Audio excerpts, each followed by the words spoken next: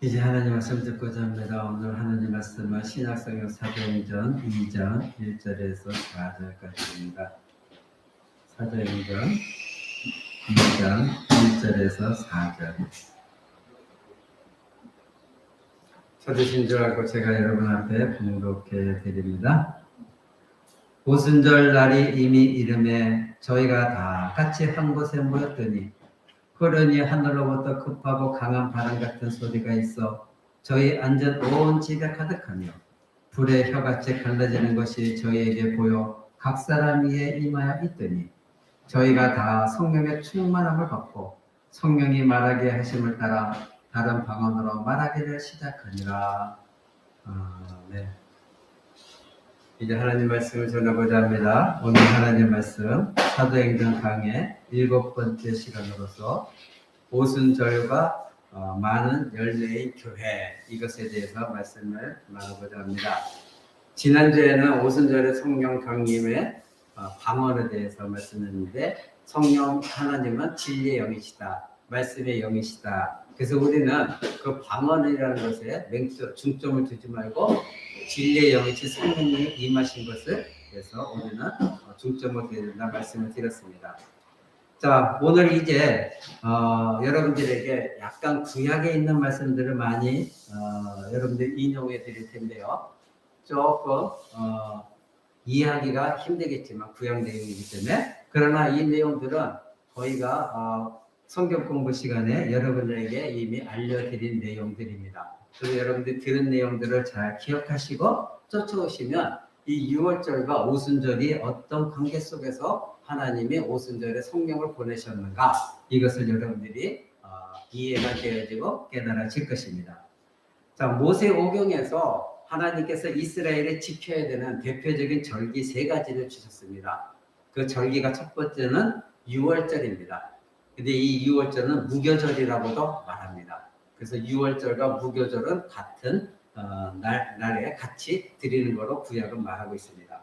두 번째는 6월절로부터 50일 후에 절기인 신약에서 오순절이라고 하지만 구약에서는 77절이 있습니다. 77절. 그리고 세 번째 절기는 초막절 또는 수장절이다, 이렇게 말하는 절기가 있습니다. 자, 그러면 6월절을 봅시다. 6월절은 여러분들이 너무나 잘 알고 있죠? 바로 6월이라는 건 넘어간다, 그런 뜻이죠. 그래서 이스라엘 백성들이 애굽 땅에서 출애굽할 때에 하나님께서 애굽의 장자들을 다 죽이시면서 이제 이스라엘 백성들에게 지키려고 한 절기이죠. 그래서 6월절은 바로 6월절을 첫날로 해서 일주일 동안 무교병, 그리고 누룩이 없는 병, 그 떡을 먹는 무교절과 연결이 되어 있기 때문에 구약에서는 이 6월절과 무교절을 통상 같은 절기로 취급하고 기록하는 것을 보게 되어집니다. 두 번째로 오순절은 6월절로부터 50일째 되는 날, 그 날의 절기가 오순절입니다. 그런데 이 오순이라는 말은 한자에서 나온 말인데, 이 한자로 순이라는 건 열흘을 말한다, 10일. 그래서 오순이니까 50일, 이것을 말하는 것이죠. 그런데 구약에서는 이 오순절을 뭐라고 부르냐면 77절이다, 이렇게 부릅니다. 왜 77절이냐면 50이라는 것은 7개를 77 곱하면 49가 되죠. 그 다음 날이 오순절입니다. 그래서 77절이다, 구약에서는 이렇게 부르고 있습니다. 그러니 구약 성경에서는 오순절이라는 표현은 나오지 않지만 77절이 바로 신약에서 오순절로 표현되어지고 있다는 것, 이것도 여러분들이 이해를 하셔야 됩니다. 세 번째 절기는 초막절이다, 이렇게 말합니다. 초막절. 이것을 또한 장막절이라고 부르기도 합니다. 그래서 앞에 절기 6월절과 오순절, 그때는 곡식을 거두는 것과 관련해서 바로 이 초막절은 수장절이라고 합니다. 그래서 6월절과 오순절에 곡식을 거둡니다. 수확하죠. 그리고 이 초막절에 수장절이라고 하는데, 이것은 창고에 가두는 겁니다. 수확한 알곡들을 창고에 넣어두는 것이죠. 그래서 저장한다 해서 이 초막절을 수장절이다, 이렇게 부르기도 합니다. 그러니까 여러분들이 생각하실 때 6월절과 오순절은 봄에 추수하는 것이고, 그리고 수장절은 가을 추수인데 그 가을 추수가 너무나 풍성하기 때문에 그때 이제 창고에 가둬두는 거. 이것이 굉장히 그때는 기쁨. 그래서 수확의 계절이기 때문에 하나님께 감사하면서 하나님께 절기를 지키는 것. 그것을 바로 수장절 또는 장막절이다 이렇게 말합니다. 그러니까 정리를 하게 되면 애굽을 탈출하는 기념하는 유월절. 그렇죠? 그래서 일주일 동안 유월절을 지키기 때문에 뭐를 먹으면서 누룩이 없는 떡. 그래서 무교절이다 이렇게 표현하기도 한다고 그랬죠. 두 번째로는 유월절 50일째 오는 날 오순절. 그걸 칠칠절이라고 하죠. 근데 그때에 보리를 수확하기 때문에 맥추절이라고 합니다. 오늘날에도 우리 조국교회에서는 맥추절 예배를 드리는 걸 여러분 기억하시죠? 근데 실제로 정확하게 하면은 우리가 드려지는 맥추절과 거기와는 좀 다른 것입니다. 그 다음에 세 번째로는 가을 추수 때 지키는 수장절이라고 했죠. 장막절이라고 했죠. 자, 그러면 구약에서 이 오순절, 칠칠절은 무엇을 의미하느냐 이것입니다. 구약에 나타난 오순절 절기를 알면 하나님께서 어떻게 우리를 구속하기 위하여, 즉 구원하기 위하여 하나님 어떤 일들을 행하셨는가. 그래서 이 신약 시대의 교회를 시작하실 때 우리가 왜 오순절이라는 말을 사용하게 되어지고 그리고 오순절 때 왜 하필이면 성령님이 오셨는가 이것에 대해서 여러분들이 오늘 이해를 하셔야 여러분들이 오순절 그러면 나타지는 현상에 뭐 이상한 방언을 하고 손뼉 치고 이상한 현상을 보고 여기에 집중되어지지 않냐고 거기서 뭐를 발견해야 되냐면 왜 오순절이 있었는가, 왜 성령님이 오셔야 되는가, 그 이유는 무엇인가, 그것을 우리는 알아야 됩니다. 그것이 신구약 성경을 배우는 여러분들이 되어야 되고 잘못된 길로 빠지지 않게 되어집니다. 자, 그러면 우리는 구약 성경 레위기 23장을 한번 보기를 원합니다. 구약 성경 앞쪽으로 가면은 성경 맨 앞에 가면 레위기가 있습니다. 레위기 23장을 한번 봅니다. 레위기 23장 5절 한번 봅니다. 제가 가진 성경으로는 구약 성경 181쪽에 있습니다. 181쪽 레위기 23장 제가 4절부터 읽겠습니다. 기한에 미쳐 너희가 공포하여 성회로 삼을 여호와의 절기는 이러하니라. 정월 14일 저녁은 여호와의 유월절이요 이달 15일은 여호와의 무교절이니 7일 동안 너희는 무교병을 먹을 것이요 그 첫날에는 너희가 성회로 모이고 아무 노동도 하지 말 것이며 너희는 7일 동안 여호와께 화제를 드릴 것이요 제7일에도 성회로 모이고 아무 노동도 하지 말지니라. 이렇게 말씀하고 있죠. 자, 지금 6월절에 대해서 말씀을 하고 있다는 것을 우리는 알게 되어집니다. 그런데 10절을 보십시오. 이스라엘 자손에게 고하여 이르라. 너희는 내가 너희에게 주는 땅에 들어가서 너희의 곡식을 거둘 때에 위선 너희의 곡물의 첫 이삭의 한 반을 제사장에게로 가져갈 것이요. 이렇게 말씀하고 있죠. 자, 여러분 잘 보십시오. 지금 10절 앞 부분에 보면 내가 너에게 주는 땅이라고 그랬습니다. 그럼 10절 앞절까지는 6월절에 대해서 설명을 하고 있거든요. 근데 내가 너에게 주는 땅에 들어가면 6월절이 우리가 알기는 아까까지도 애굽의 장자가 죽었을 때에 바로 6월절을 탈출한 그것으로 그 6월절 절기를 지키는 것만 알고 있었는데 지금 하나님은 다시 여기에서 또 말씀하시기를 가나안 땅에 들어갔을 때 6월절에 가나안 땅을 얻게 되어졌을 때에 마찬가지로 곡식의 제사를 드리라 이렇게 말씀하고 있는 것을 우리는 보게 되어집니다. 그러니까 6월절에 이스라엘은 하나님이 주신 땅에 들어간 것을 기념하는데 이때 그들이 6월절을 기념하는 방식이 뭐냐면 그 땅에 들어가서 농사를 지어서 첫 번째 이삭 한 단, 첫 번째 거둔 이삭 그 한 단을 가져다 하나님께 바치는 것이었어요. 우리는 지금까지 6월절 생각하면 어린 양 피 흘린 것만 생각하는데 지금 이스라엘의 가나안 땅에 들어가서는 거기서 첫 6월절 때에 첫 번째 이삭단을 하나님께 드려라 이렇게 말하고 있습니다. 그런데 여러분 이 14절에 보게 되어지면 이렇게 말하고 있거든요. 레위기 23장 14절에 너희는 너희 하나님께 예물을 가져오는 그날까지 떡이든지 볶은 곡식이든지 생 이삭이든지 먹지 말라. 이는 너희가 그 거하는 각처에서 대대로 지킬 영원한 규례다. 즉 하나님 앞에 그 가나안 땅에 들어가서 첫 번째 6월절에 하나님께 첫 이삭을 드릴 전까지는 어느 것도 먹을 수가 없다는 거예요. 왜? 가장 먼저 하나님께 드려야 되기 때문에 그 어떤 것도 먹어서는 안 된다. 이렇게 말씀하고 있는 것을 보게 됩니다. 자, 그 다음에 지금 이게 6월절이었단 말입니다. 그러면 15절부터는 그 다음에 오는 오순절에 대해서, 즉 77절에 대해서 말하고 있습니다. 15절 보십시오. 안식일 이튿날 곧 너희가 요제로 단을 가져온 날부터 세어서 7안식일의 수요를 채우고 제7 안식일 이튿날까지 합 50일을 계수하여 새 소재를 여호와께 드려라. 이렇게 말하고 있죠. 어렵지 않죠? 지금 보십시오. 오순절과 지금 6월절과 연결시켜서 하나님 말씀하고 있다는 걸 여러분 깨닫게 되어집니다. 지금 14절까지는 6월절에 대해서 말씀했죠. 15절부터는 오순절에 대해서 말씀하시는데 바로 7주를 계산하라. 즉 7주를 계산하라. 그리고 곡식의 낫을 대는 첫날이에요. 추수하는 첫날부터 7주를 계산하고 77절을 지켜라. 이게 뭐죠? 오순절. 신약성경에서 오순절을 지키는 거죠.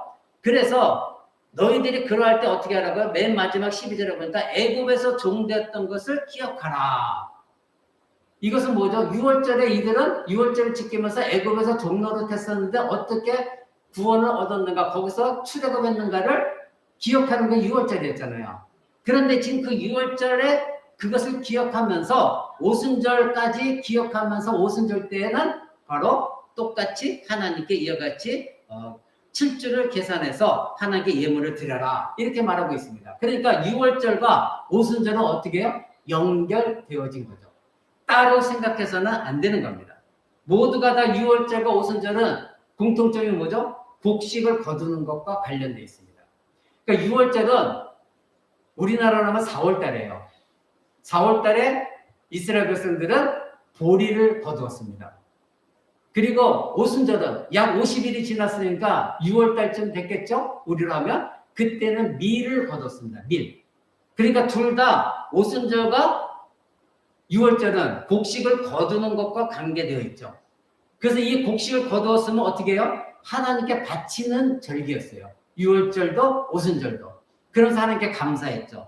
그러니까 근데 동시에 또 6월절이나 오순절이나 다 공통점이 뭐죠? 이스라엘이 출애굽한 거를 기념하는 날. 그것을 기념하는 것이 6월절과 오순절의 공통점이었습니다. 그러니 6월절에 첫 곡식의 단을 드릴 때에 그 첫 곡식은 아까 보리라고 말씀드렸죠. 그러니까 하나님이 주신 땅인 가나안 땅에 들어가서도 이스라엘 백성들은 하나님께서 자기 자신들을 출애굽한 것을 기념하면서 농사를 처음 지은 것에 감사하면서 이 제사들을 6월절과 오순절을 하나님께 드렸던 것입니다.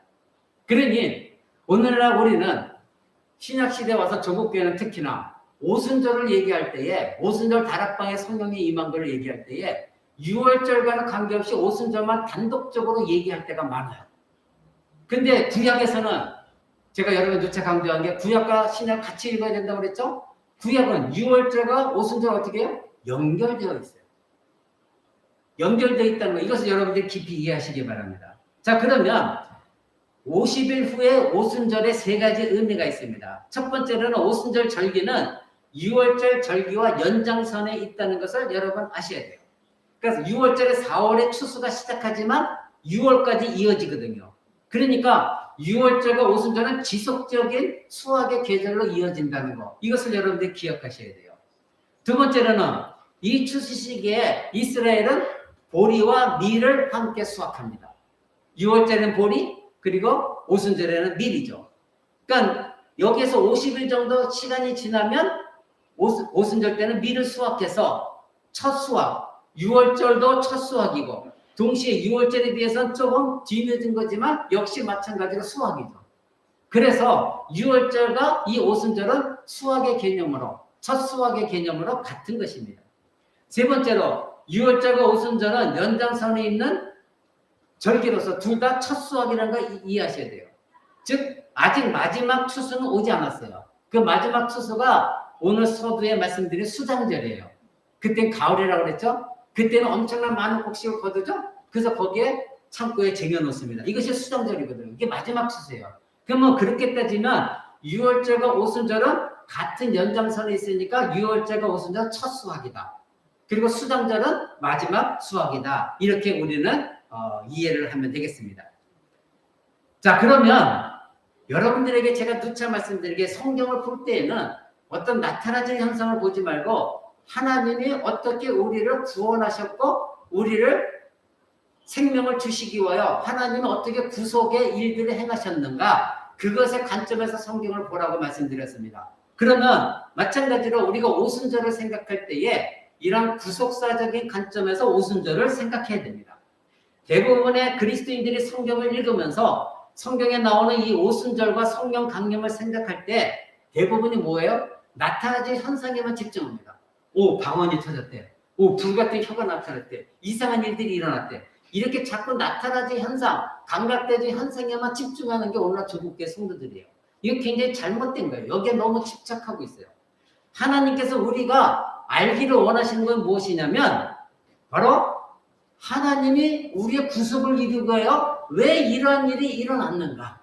그럼 오순절에 그런 현상이 나타났다 그러면 왜 하나님께서 이런 오순절에 이런 일들을 버리시면서까지 우리를 구속하시기 원하셨는가? 그것을 구약을 통해서 우리는 알아야 되거든요. 그래서 나타나는 현상에 집중하기보다는 왜 이런 일을 하나님이 일으키셔서 우리라고 오순절에 성령을 받게 하셨는가? 그 이유가 무엇인가? 이것을 우리는 알아야 되는 것입니다. 사랑하는 성도 여러분, 오순절의 구속사적인 의미는 바로 성령이 강림하셨다. 바로 기적의 동반한 화려한 현상에만 마음을 빼앗기지 마시고 바로 하나님이 왜 이 일을 하셨는가? 교회에 하나님께서 이 성령 강림 사건을 주신 이유가 무엇인가? 하나님의 모든 계획은 무엇인가? 그것을 알고 감사해야 됩니다. 하나님은 아주 오래전부터 구약시대 때부터 이미 이 구속사역을 이루시기 위하여 무엇인가를 성취하게 하시고자 계획하신 것이 있습니다. 바로 예수 그리스도 이 땅에 오심도 하나님의 구속의 계획 가운데 이루어진 일이죠. 그리고 십자가의 죽으심도 하나님의 구속 계획 가운데 이루어진 일이죠. 그리고 부활하셨고 승천하신 다음에 예수 그리스도께서 승천하신 약속하신 성령께서 오신 것도 바로 모든 하나님이 계획하신 것을 이루기 위한 일들입니다. 따라서 우리는 하나님께서 우리를 구속하기 위해 어떻게 계획하시고 심사숙고하셔서 이 모든 구약에 말한 절기들을 하나님이 성취해 가시는가, 이것을 구약에 말한 절기를 통해서 신약에 나타난 현상들을 보면서 하나님이 이렇게 구약이나 신약이나 동일한 일을 하고 계시구나, 이것을 우리는 알아야 되지, 그저 나타나진 현상, 무엇이 반짝거렸네, 무엇이 방언이 터졌네, 자꾸 이런 것에 우리는 집착해서는 안 된다는 거예요. 그러면 오늘날 구속사적 의미는 무엇이냐? 아까 말씀드린 것 첫 번째, 오순절은 6월절의 연속이다. 오순절은 6월절에서 시작된 추수가 연속되어지는 걸 말씀드렸습니다. 그러면 오순절은 절대적으로 혼자 동떨어져 있지 않고 6월절에 이어서 추수가 이어졌으니 신약에서도 6월절과 오순절을 연결시켜서 우리가 해석을 해야 정확한 해석이다 이겁니다. 근데 오늘 보십시오. 설교가 6월절과 관계없이 오순절만 딱 얘기를 해요. 그러니까 6월절에서도 오순절에 어떻게 하나님이 이 일을 통해서 말씀하신가를 말해주지를 않아요. 그냥 오순절에 이런 일이 일어났대, 그것만 얘기하고 있죠. 그거 잘못된 겁니다. 두 번째로 6월절 어린 양은 그리스도시죠. 여러분 이것을 다 알고 계십니다. 예수 그리스도가 6월절 어린 양으로 죽으셨습니다. 애굽을 탈출하기 전에 죽은 그 어린 양, 그 피를 문설주에 바른 집은 구원을 얻었습니다. 그래서 여러분에게 누차 말씀드린 대로 그때 죽은 6월절 어린 양은 예수 그리스도의 예표이고 그 실체가 예수 그리스도다, 이미 말씀드렸습니다. 그래서 고린도전서는 이렇게 말합니다. 고린도전서 5장 7절에 너희는 누룩 없는 자인데 새 덩어리가 되기 위하여 묵은 누룩을 내버려라.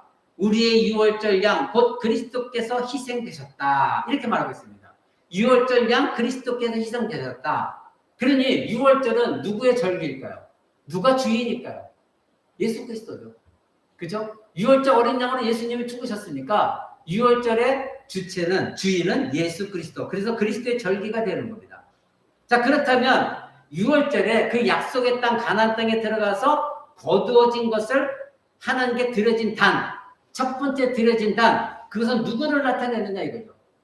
잘 들으십시오. 6월절 어린 양의 예수 그리스도가 죽으셨습니다. 어린 양으로서. 그래서 6월절의 주체는, 6월절의 절개는 예수 그리스도이십니다. 그런데 아까 우리가 레위기 23장 읽었죠? 그들이 가나안 땅에 들어가고 첫 번째 6월절들의 첫 단을 하나님께 드려라 말씀하셨거든요. 그러면서 너희가 출애굽했을 때를 기억하라 말씀하셨거든요. 자, 그렇다면 첫 열매, 유월절 양이면서 동시에 첫 열매이기도 하신 분이 누구예요? 예수 그리스도라는 거예요. 예수 그리스도. 그래서 이 말씀을 구약에 나오는 이 네 개 말씀을 신약에서는 예수 그리스도가 첫 열매다가 말한 이유가 바로 그겁니다. 그래서 우리는 구약과 신약을 같이 봐야 이해가 된다는 거예요. 여러분 고린도전서 15장 20절을 봅니다. 신약성경 고린도전서 15장 20절. 제가 가진 성경으로는 신약성경 282쪽에 있습니다. 고린도전서 15장 20절. 이렇게 말씀하십니다. 그러나 이제 그리스도께서 죽은 자 가운데서 다시 살아 잠자는 자들의 첫 열매가 되셨도다. 자, 예수 그리스도가 잠자는 자들 첫 열매가 되셨답니다. 그 밑에 23절 보십시오. 그러나 각각 자기의 차례로 되리니 먼저는 첫 열매인 그리스도요. 그 다음에는 그리스도 강림하실 때 그에게 속한 자들이다. 이렇게 말씀하고 있습니다. 자, 예수 그리스도를 첫 열매라고 표현합니다. 이것이 바로 이스라엘 백성들이 가나안 땅에 들어가서 첫 수확한 열매, 보리의 열매를 하나님께 드렸죠. 그래서 유월절에 하나님께서 유월절 어린 양의 피뿐만 아니라 바로 첫 열매를 하나님께 드리라 하는 것이 예수 그리스도가 첫 열매로서 이 땅에 오셨기 때문에 유월절 어린 양이면서 첫 열매이기 때문에 그 말씀하신 거예요. 그래서 신약에서 그것을 증거하면서 그리스도가 죽은 자 가운데 다시 살아나서 첫 열매가 되셨다. 하나님께 자기 자신을 드린 것이다. 첫 열매다. 이렇게 말하고 있죠. 그리고 우리는 예수 그리스도가 첫 열매가 됐으니 우리는 그 열매에 속한 자로서 그 다음 열매가 되어진 겁니다. 그 뒤에 또 말씀드립니다. 그 다음에 세 번째로 우리가 구속사적으로 오순절의 성령 강림 사건과 그러면 세워진 교회는 무엇을 나타내느냐 이겁니다. 성령 강림과 교회가 어떤 관계냐 이거죠. 앞에서 우리는 오순절에 거두어진 밀, 이 수확들은 가을 추수, 곧 마지막 수확에 비하게 뭐라고 그랬죠? 첫 수확이라고 그랬죠. 수장절 때 가을에도 거둔다고 그랬어요. 그럼 보리와 밀은 그 수장절의 마지막 수확에 비하면 첫 수확인 것이죠. 그런데 밀의 수확은 보리단을 처음 거둔 6월절과 비교했을 때 그 다음이지만 그 첫 단, 보리단이 결실을 맺어서 하나님께 드리고 난 다음에 그 다음에 오순절에 밀단을 드렸죠.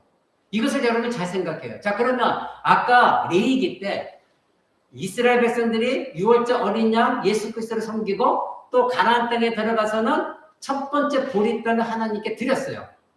그렇죠? 첫 열매를. 그 다음에 50일째 뒤에 또 첫 밀, 거둔 것을 하나님께 빻아가지고 가루 넣어서 떡을 만들어서 하나님께 드렸어요. 그게 오순절이었죠. 이 관계를 여러분 잘 생각하셔야 됩니다. 구약과 관련하여 이 오순절 성령 강림이 무엇이냐 이겁니다.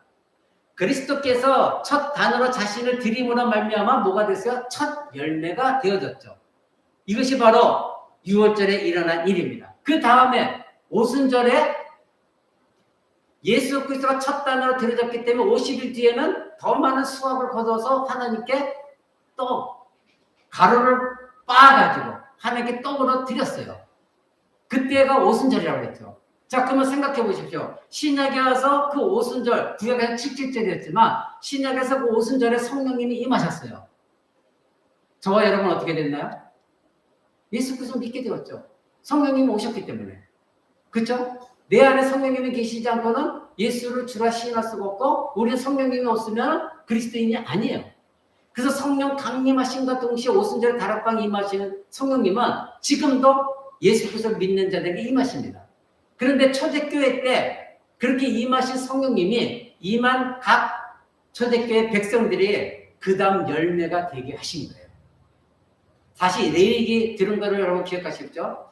레위기에서 이스라엘 백성이 가나안 땅에 들어가서 출애굽하고 가나안 땅에 들어갔을 때에 첫 보리 열매를 6월절에 드렸죠.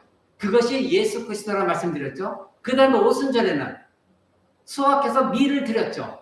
떡을 가루로 빻고 떡으로 만들어서 오순절에 드렸죠. 근데 이 오순절이 신약에서는 성령 강림이었죠. 그럼 성령 강림을 통해서 우리가 그리스도인이 되어졌죠. 그래서 오순절에 우리는 어떻게 된 거라? 하나님께 드린 바 되어진 존재예요. 우리가 하나님께 드린 열매들이에요. 누구 때문에? 6월절에 첫 열매가 있어서 하나님께 드려진 예수 그리스도 때문에 오순절에 성령이 임하면서 우리도 예수 그리스도 본받아 하나님께 드려진 열매. 그것이 빠져서 곡식이 빠져서 하나님께 또 묻어 드려진 저와 여러분들이다. 이렇게 말하고 있는 것입니다. 사랑하는 성도 여러분, 그러기에 이 오순절의 의미는 나타나진 무언가, 현상, 방언 이것이 중요한 것이 아니라 내가 예수 그리스도가 6월절 어린 양으로 오셔서 또 6월절의 첫 단으로 자기 자신을 하나님께 열매로 드린 것처럼 이제는 그 예수 그리스도를 본받아서 내가 하나님께 곡식이 돼서 첫 곡식으로서 하나님께 더 많은 사람들이 예수 그리스도 때문에 더 많은 사람들이 하나님께 드림바 되어진 절기, 이것이 바로 오순절이다. 이것을 여러분들이 기억하셔야 돼요. 근데 지금까지 여러분 생각해 보세요. 오순절 그러면 생각나는 게 뭐였죠? 방언, 이상한 현상 나타난 거, 그것이 전부 아닙니까? 이제는 거기서 벗어나셔서 이 오순절 그러면 내가 성령을 받아서 하나님께 드림바 되어진 절기구나. 그것이 오순절이구나. 그래서 교회가 세워졌구나. 이것을 여러분들이 기억하셔야 됩니다. 사랑하는 성도 여러분, 그래서 예수님은 요한복음 12장에 자기 자신이 하늘의 미랄이 떨어져 죽어야 많은 열매가 맺는다. 이 말씀하신 이유가 그거예요. 요한복음 12장 24절 한번 봅니다. 요한복음 12장 24절. 요한복음 12장 24절에서 예수님은 이렇게 말씀하십니다. 제가 가진 성경으로 신약성경 168쪽입니다. 요한복음 12장 24절. 내가 진실로 진실로 너에게 이르노니 한 알의 밀이 땅에 떨어져 죽지 아니하면 한 알 그대로 있고 죽으면 많은 열매를 맺느니라. 이렇게 예수님께서 말씀하셨습니다. 여러분, 이 말씀은 이 세상의 불신자들도 이 말씀을 자주 사용합니다. 어떤 때 사용합니까? 희생하라 할 때. 그죠? 너 헌신에 희생해. 이럴 때 이 말씀을 인용합니다. 그러나 세상 사람 중에 어느 누구도 바로 땅에 떨어진 한 알의 밀이 될 수가 없어요. 오직 예수 그리스도만이 처음 바쳐진 보리단으로서 한 알에 썩어진 밀알이 되는 겁니다. 그런데 아까 6월절에 예수님이 첫 보리단으로 드려졌죠. 곡식으로. 그 다음에 이어서 오순절에 수많은 열매들이 하나님께 드려졌다는 걸, 떡으로 빚어져서 하나님께 드려졌다는 걸 말씀드렸어요. 그러면 처음 하나님께 자기 자신을 드린 게 보리단이면서 또한 예수님이 지금 말씀하신 것처럼 자기 자신이 뭐다? 미랄이라는 거예요. 나는 미랄로 이 땅에 왔다는 거예요. 그러면 이 미랄이 썩어지는 게 많이 후속타가 생기는 거예요.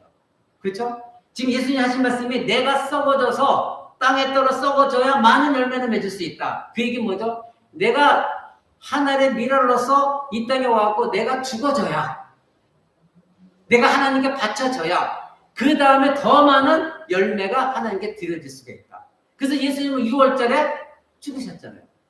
그렇죠? 하늘의 미랄로서 죽으셨어요. 그래서 그 예수께서 죽으신가 50일 후에 성령이 오심으로 저와 여러분처럼 수많은 사람들이 열매로서 하나님께 드려진 거예요. 이해가 되셨나요? 이것이 오순절의 의미인 것입니다. 그러니 오순절 성령 강림을 통해서 교회가 건설되었다, 세워졌다는 것은 이 사도행전의 말씀을 읽을 때에 우리는 이것을 강조해야 돼요. 첫 번째 뭐를 강조해야 돼요? 그래, 성령 강림은 오순절은 그리스도께서 이 땅에 오신 것의 연장선에서 이해해야 된다. 예수님은 왜 오셨죠? 6월절 어린 양으로 이 땅에 오셨죠? 그렇죠? 그 다음에 죽으셨죠? 그래서 부활승천하시고 6월절로부터 50일째 성령을 주셔서 우리가 그리스도인이 되게 하셨어요. 그러니까 6월절과 오순절은 같은 선상에서 여러분들이 아셔야 된다. 은사주의자들처럼 나타나는 현상에 여러분은 몰두해서는 안 됩니다. 이 교회 공동체는 그리스도의 공동체입니다. 그러니 이 공동체는 우리의 것이 아무것도 없어요. 성령 강림으로 세워진 이 공동체인 교회는 자기의 것이 아무것도 없는 오직 그리스도의 것뿐인 것이 교회예요. 교회 머리도 그리스도요. 이 교회 모든 것은 그리스도의 소유입니다. 만약 교회가 그리스도께서 주신 것이 아니라고 한다면 이 땅에 있는 재산, 이 땅에 있는 권세, 명세 이것을 소유하고 있다면 그것은 그리스도의 교회가 아닙니다. 그리스도께 소유가 된 것이 아닙니다. 그리스도가 주신 것이 아닙니다. 이 교회는 누구 것입니까? 누차 말하자면 목사 것이 아니에요. 장로의 것도 아니에요. 그리스도의 것입니다. 오직 그리스도만 소유하는 것입니다. 인간의 것이 아닙니다. 또한 우리가 알아야 되는 것, 이 성령의 강림이 추수의 결실로 드러나진 떡, 이것을 여러분 기억하십시오. 하나님의 구속사역은 예수 그리스도가 이 땅에 오신 것으로 끝나지 않았습니다. 바로 예수님이 오셨지만 죽으셔야 되는 거예요. 근데 죽으신 것이 뭐다? 아까 예수님 말씀하신 하늘의 미랄이 되어 땅에 따라 썩는 일, 이것이 있어야만 그때 예수님 뭐라고 말씀하셨죠? 많은 열매를 낼 수 있다. 그러니까 예수님이 이 땅에 오신 것으로 끝난 것이 아니라 이 땅에 오셔서 죽으셨어요. 자기가 땅에 떨어져 하늘의 미랄이 되어 땅에 떨어 죽었고 썩었어요. 그것 때문에 저와 여러분들이 하나님께 열매가 되어져서 하나님께 드림바 되어졌다는 것이죠. 우리는 그리스도같이 미랄이 되어져야 되는 것입니다. 저와 여러분들은 수많은 미랄이 되어져서 교회가 세워진 것이고 우리는 하나님께 드림바 되어졌습니다. 이것이 교회입니다. 그러니 우리도 첫 열매인 예수 그리스도를 본받는 삶을 사는 것이 신자가 되어져야 되는 것입니다. 그래서 우리는 그리스도의 이 사역의 결과로 주어진 성령을 받았습니다. 그러므로 이제 예수 그리스도 모든 사역이 결실이 성령 받은 저와 여러분을 통해 이 땅에서 맺어져야 되는 것입니다. 그래서 우리도 하나님께 가루가 되어 떡으로 빚어져서 드림바 되었지만 우리를 통하여 새로운 열매들이 맺어져서 그들이 또 곡식의 가루로 빠져서 떡이 돼서 하나님께 다시 올려지는 일에 우리가 이바지해야 된다 이것입니다. 이것이 교회의 소명입니다. 자, 그렇다면 이 오순절의 구속사회적인 의미로서 우리는 마지막 추수를 기다리는 사람들입니다. 마지막 추수가 아까 설교서두에 뭐라고 말씀드렸죠? 수장절. 가을에 많은 수확을 해서 알찬 곡식을 창고에 가두는 것. 그것이 수장절이죠. 그러면 이 수장절의 마지막 구속사로는 이 수장절을 구약에 말한 수장절을 어떻게 봐야 되느냐 이겁니다. 그리스도께서 다시 오셔서 즉 예수님이 다시 재림하셔서 마지막 완성을 이루는 것. 최종적으로 하나님의 나라가 이루어지는 것. 그것을 우리는 지금 기다리고 있습니다. 모든 절개가 다 끝이 나고 모든 구속의 역사의 모든 일들이 완성되어지고 멈추는 그날. 바로 그날을 우리는 기다립니다. 교회는 그래서 모두가 다 열매가 맺어 익어간 그래서 하나님께 바쳐드리면서 영원한 천국 잔치를 올날을 그날을 기다리는 사람들이 교회의 공동체의 성도들입니다. 성경의 마지막 책인 요한계시록 분명 말합니다. 하나님의 나라에 혼인잔치가 있다. 그날에 예수님과 함께 우리는 그 혼인잔치 속에서 완전한 예수님의 신부가 되어지고 그때 그 혼인잔치 때 함께 춤추며 하나님과 함께 포도주를 먹고 마신다. 분명히 나와 있거든요. 그날을 우리는 기다리는 겁니다. 그날이 수장절입니다. 그러면 여러분들이 그때까지 수장절이 뭐죠? 최종적으로 마지막 열매를 거두는 알찬 열매를 거둬서 하나님 나라에 두는 것이에요. 그럼 여러분들은 열매입니까? 쭉정입니까? 분명히 예수님은 추수할 때에 열매는 하나님 나라의 창고에 두지만 쭉정이는 어떻게 한다고요? 불에 던져져서 태움을 합니다. 즉 멸망당한다. 그러면 지금까지 말씀드리도록 예수 그리스도가 6월절에 첫 열매에서 하나님께 드림받아졌고 50일 뒤에 오순절에 구약에서 77절에 저와 여러분은 많은 열매가 돼서 하나님께 드림받아졌습니다. 우리 그것을 믿고 있습니다. 그렇다면 여러분들은 진정한 알찬 곡식이거든요. 그럼 여러분 쭉정이가 돼서는 안 된다는 거예요. 이해가 되셨나요? 오순절에 성령님을 받았다면 그것이 확실하다면 예수 그리스도 믿은 게 맞다고 한다면 여러분들은 쭉정이가 되어서는 안 되는 거예요. 여러분은 알고 계세요. 알고. 그래서 마지막 예수 그리스도 오실 때에 여러분들은 그 알찬 곡식을 거두어서 하나님 나라에 두는 사람들. 그 사람들이 저와 여러분들이 되셔야 돼요. 쭉정이로 남아있어서는 결코 안 되는 겁니다. 쭉정이는 불에 태워지고 마는 것입니다. 그러나 저와 여러분은 진정으로 알곡으로 거두어 들이셔서 하나님 아버지 집의 창고에 들어져서 그 하나님과 영원히 즐거워하는 날, 그날을 바라보는 것이 마지막 구속사적인 의미입니다. 그래서 구약에 나와 있는 이 6월절, 색칠절인 오순절, 그리고 수장절, 수장절은 다른 말로 장막절, 이 세 가지 절기를 하나님이 이스라엘 백성을 지키라고 하신 이유가 바로 신약에서 이것이 이루어질 것이기 때문에, 그것을 내가 예수 그리스도를 통해 성취할 것이기 때문에 하나님께서 이스라엘 백성들에게 그 세 가지 절기를 지키라고 말씀하신 거예요. 그래서 우리는 오순절을 논할 때는 반드시 6월절과 구별돼서 다른 오순절을 논하면 엉뚱한 방향으로 간다는 거 잊지 마시기 바랍니다. 6월절 연장선상에서 오순절을 이야기를 해야 됩니다. 그리고 마지막 수장절까지. 그러면 이 모든 일들은 하나님께서 저와 여러분들을 앞으로 또 계속해서 일어날 많은 열매, 구원받을 사람들, 그들을 완전히 구속하기 위한 계획 가운데 하나님이 이 모든 계획 속에서 이미 구약에서 이 일들을 말씀하셨다는 거. 여러분 이것을 기억하셔야 돼요. 저와 여러분들은 쭉정이가 돼서는 안 됩니다.